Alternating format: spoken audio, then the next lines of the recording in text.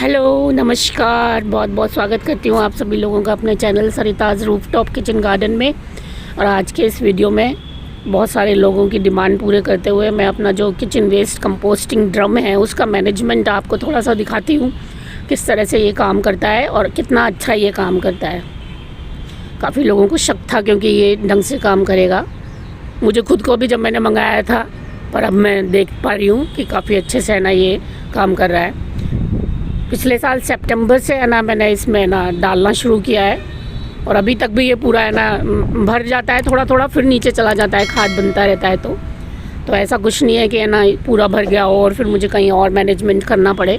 तो ये देखो, हर बार जब मैं लेयर लगा देती हूँ 6 इंच के लगभग की सब्जियों के छिलकों की और फलों के छिलकों की, तो फिर मैं इसको है ना फिर से है ना मैनेज करती हूँ नए तरीके से। तो वर्मी कंपोस्ट डाल देती हूँ मैं उसके ऊपर 1.5 किलो के करीब, और फिर उसके बाद इसको अब लिक्विड फर्टिलाइज़र जो मेरा है उसी से मैं इसको नमी देती हूँ, जिससे ना इसमें गुड बैक्टीरियाज जो हैं ऑलरेडी है ना शुरू हो जाएं तुरंत ही बनने और कंपोस्टिंग का सिलसिला शुरू हो जाए। तो ये देखो, अब मैंने एक लेयर ख़त्म की है 5-6 इंच की अपनी, और बनाना पील बहुत होते हैं मेरे इसमें। मैं हिसाब लगा रही थी तो लगभग अब तक इसमें 400 से 500 बनाना पील डल चुके हैं सितंबर से और अब तक। तो अच्छा है ना, फर्टिलाइज़र तैयार होता है और सभी कुछ होता है इसमें। देखो बीच में अगर मांड आता है चावल का, तो अब तो मैं जैसे लिक्विड फर्टिलाइज़र में डाल देती हूँ, पहले मैं सारा इसी में डालती थी।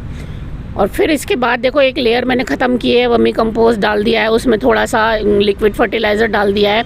अब मैं फिर से जो स्टार्ट करूँगी ना उसमें ये ब्राउन पेपर्स और गत्ते के टुकड़े बिछाना शुरू करूँगी, क्योंकि कार्बन कंटेंट है ना बनाए रखने के लिए आपके लिक्विड फर्टिलाइज़र या है ना सॉलिड जो इसमें से निकलता है उसमें बहुत ज़रूरी है कि आप है ना ब्राउन पेपर या पेपर डालें बीच में।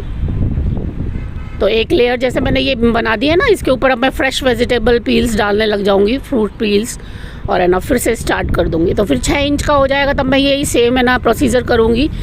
थोड़ी सी वर्मी कंपोस्ट से उसको बंद करूँगी और है ना लिक्विड डालूँगी हल्का सा, और फिर से ब्राउन पेपर बिछा के फिर करना शुरू कर दूँगी। तो ये तरीका रहता है मेरा इसको भरने का, हर थोड़े थोड़े दिन में। जब 6 इंच तक या अंदाजे से ही लगाती हूँ मैं, 6 इंच लेयर हो गई जैसे फ्रेश वेजिटेबल्स पील्स की, तो फिर मैं ये प्रोसीजर कर देती हूँ।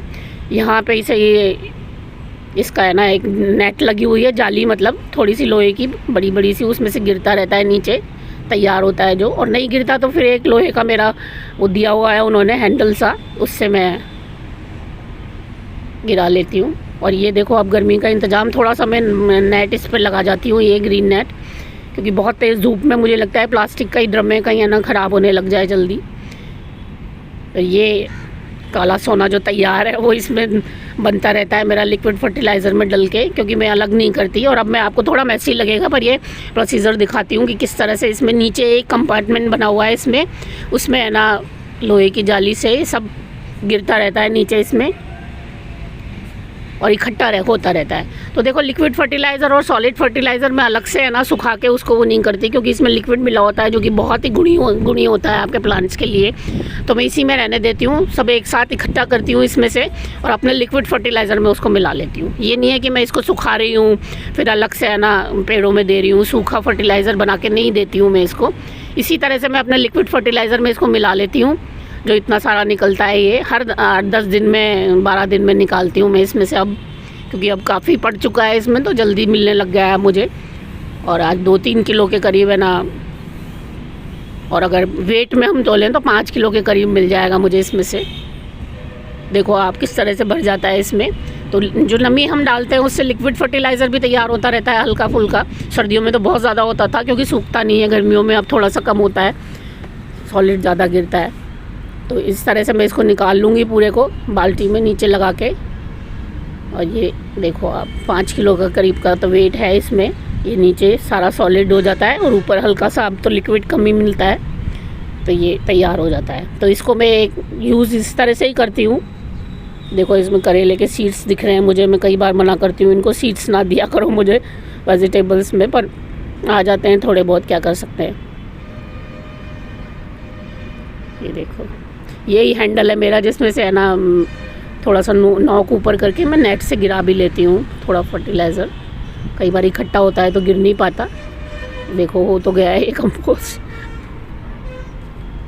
करेले का सीड गिरा हुआ है ये इसमें। और मैं बहुत जल्दी खाद बनने की उम्मीद नहीं करती हूँ क्योंकि मैं थोड़ी लेज़ी हूँ। मैं बारीक बारीक पीसेस नहीं काटती हूँ वेजिटेबल्स वगैरह के, तो जैसे आते हैं वैसे ही डाल देती हूँ। अब देखो मेरा काला सोना तैयार हो रहा है, ये लिक्विड फर्टिलाइज़र में ही मैं डाल दूँगी इसको। अब आप देखो कितना गुणकारी हो जाएगा ये मेरा लिक्विड फर्टिलाइज़र, क्योंकि सब्जियों के छिलकों और फलों के छिलकों से बनी हुई घरेलू जो खाद होती है वो सबसे ज़्यादा न्यूट्रिशियस मानी जाती है हमारे प्लांट्स के लिए।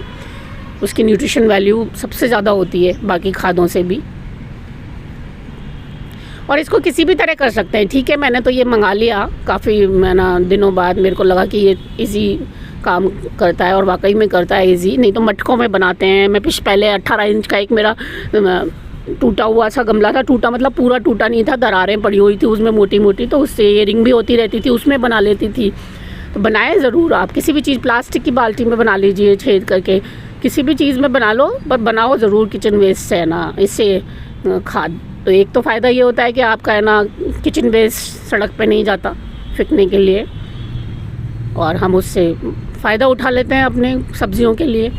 और इतनी अच्छी सब्जियां उगती हैं मेरी, तो उसका एक रीज़न ये भी है। हालांकि मैं पूरी तरह इस पर डिपेंड नहीं करती क्योंकि बहुत बड़ा किचन गार्डन है मेरा, पर अब जैसे अभी तो गर्मियों में तो डिपेंड कर ही रही हूँ इस पर। थोड़ा सा मैंने इसमें लिक्विड फर्टिलाइज़र में है ना अपने वर्मी कंपोस्ट डाला हुआ है 2 किलो के करीब, और बाकी सारा अपना ये किचन वेस्ट का ही खाद से और उससे बना रही हूँ मैं इसको।